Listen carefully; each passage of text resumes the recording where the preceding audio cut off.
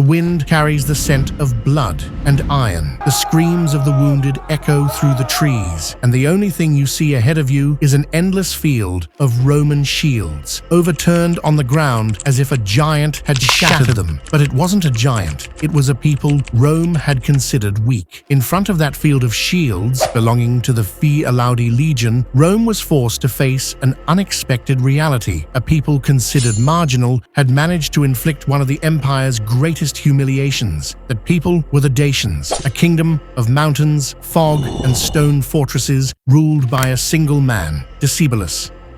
Today, I will take you inside that war, inside the decisions, traps, and military genius that led to the massacre of Tapae, the battle Rome would have preferred to erase from its annals. At the end of 85 AD, the Roman Empire appeared strong, but on its northeastern borders, the situation was far more delicate. Rome decided to reduce subsidies to the king of the Dacians, a political gesture that, for the Senate, seemed trivial. For the Dacians, however, it was an insult. When the news reached the court, a Dacian commander spoke to the king.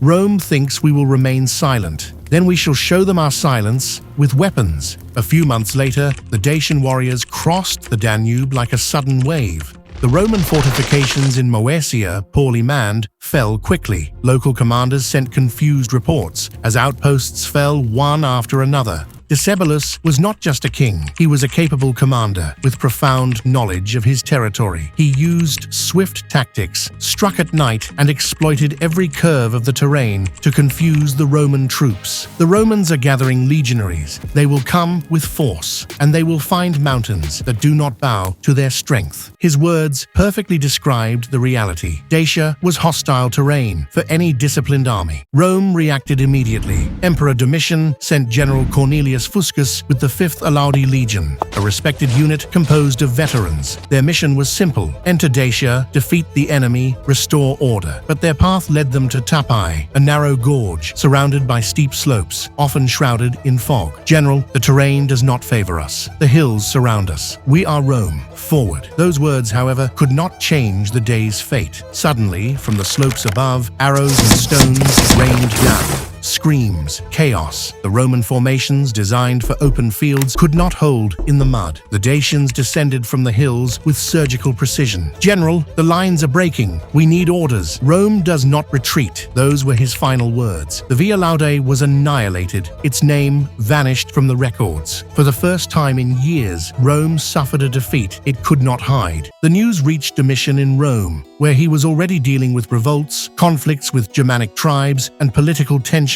"Domine, an entire legion has been destroyed. The Dacians must be stopped. We will stop them, but it will require men and time." Rome thus began preparing a larger campaign. But Dacia was no inexperienced enemy, and Decebalus had no intention of surrendering. After Tapae, Decebalus strengthened his kingdom, fortified cities, improved defenses, and negotiated strategic alliances. Rome will come with a larger army, and when it does, we must be ready to turn every road into a trap. When Trajan ascended to the throne, the entire empire shifted its pace. Trajan was an experienced commander, not a politician. To defeat Dacia required total war, massive bridges, new roads, artillery, engineers, and fresh legions. The Dacian fortresses fell one by one until the final siege of Sarmizegetusa, the capital. Without water and hope, Decebalus was surrounded by Roman cavalry. "My king, you can still flee. A king does not flee, and he shall not be a trophy." He took his own life. Dacia fell, but the memory of their resistance remained engraved for centuries, even celebrated on Trajan's column in Rome. I hope you enjoyed this journey through history. If this video captivated you, leave a like, subscribe. You help bring more epic stories to the channel. Thank you for following this journey to the very end.